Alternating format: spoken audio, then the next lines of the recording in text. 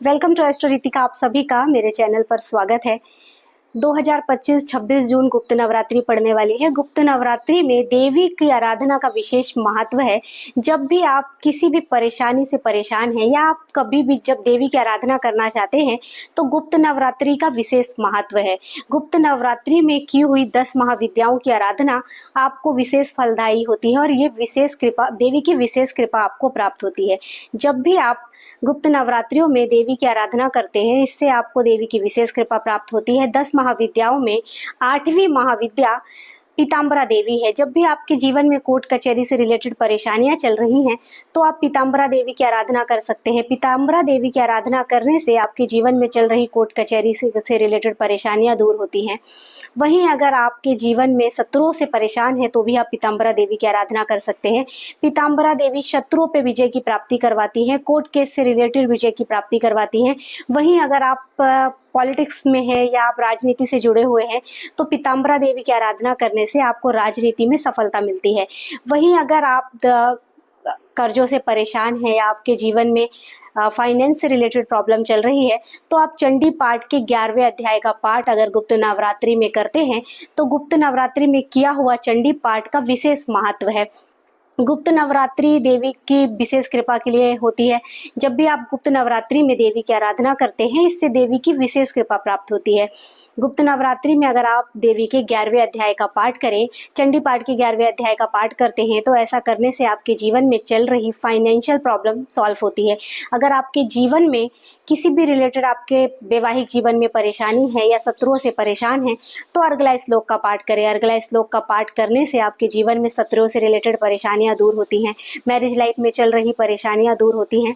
वहीं अगर आपके जीवन में कुछ ऐसी परेशानियां हैं जैसे कि आपको शत्रुओं से परेशान है या किसी ना किसी कारण से आपके कार्य नहीं होते हैं तो आप अर्गला श्लोक का पाठ करें। अर्गला श्लोक का पाठ करने से आपके जीवन में चल रही परेशानियां दूर होंगी और देवी की कृपा आपको प्राप्त होगी। अर्गला श्लोक आप डेली भी कर सकते हैं। गुप्त नवरात्रि से स्टार्ट करके अगर आप डेली अर्गला श्लोक का पाठ करें तो ये बहुत ही उत्तम फलदायी है।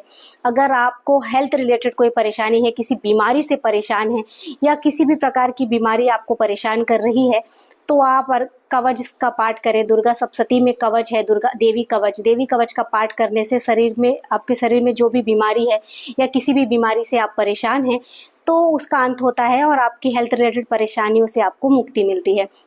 वही सिद्ध कुंज का स्तोत्र करने से आपको संपूर्ण चंडी पाठ का फल की प्राप्ति होती है। अगर आप किसी भी कारण से किसी सिचुएशन में आप चंडी पाठ नहीं कर सकते हैं तो आप सिद्ध कुंज का स्तोत्र का पाठ करें।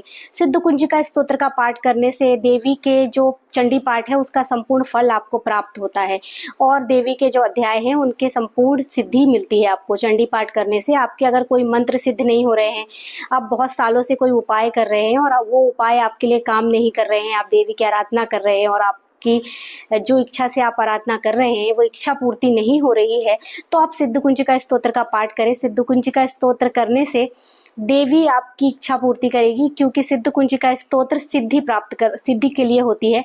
जो भी सिद्धि आप प्राप्त नहीं कर पा रहे हैं मंत्रों की, अगर आप चाहते हैं किसी भी प्रकार की सिद्धि प्राप्त करना तो सिद्ध कुंज का स्तोत्र का पाठ करें। अगर आपके जीवन में कुछ ऐसी परेशानी है या आप किसी हर क्षेत्र में सफलता चाहते हैं तो नवारण मंत्र का पाठ करें। नवारण मंत्र से आपके 9 ग्रह शांत होते हैं और देवी की कृपा आपको प्राप्त होती है। वहीं अगर आप संपूर्ण स्तोत्र करते हैं, संपूर्ण चंडी पाठ करते हैं तो देवी की सिद्धि आपको प्राप्त होती है। गुप्त नवरात्रि में किया हुआ चंडी पाठ विशेष फलदायी होता है। गुप्त नवरात्रि में जो कामाख्या माँ है उनके भी द्वार खुलते हैं। कामाख्या माँ में आबू मेला लगता है। इस समय पे देवी की आराधना का विशेष महत्व है। अगर आप भी चाहते हैं कि आपके जीवन में कोई परेशानी है, उससे छुटकारा चाहते हैं या देवी का आशीर्वाद प्राप्त करना चाहते हैं तो सिद्ध कुंज का स्तोत्र या चंडी पाठ इस समय पे करना आपको विशेष ही फलदायी है। आप चाहें तो नवारण मंत्र, अगर आप देवी पाठ चंडी पाठ नहीं कर सकते हैं तो आप सिर्फ नवारण मंत्र करके भी देवी का आशीर्वाद प्राप्त कर सकते हैं। नवारण मंत्र आपके 9 ग्रहों को शांत करता है और ब्रह्मांड का सबसे शक्तिशाली मंत्र माना गया है। जब भी आप नवारण मंत्र का पाठ करते हैं तो आपके अंदर एक एनर्जी उत्पन्न होती है जो आपके जीवन में चल रहे निगेटिव प्रभाव को दूर करती है।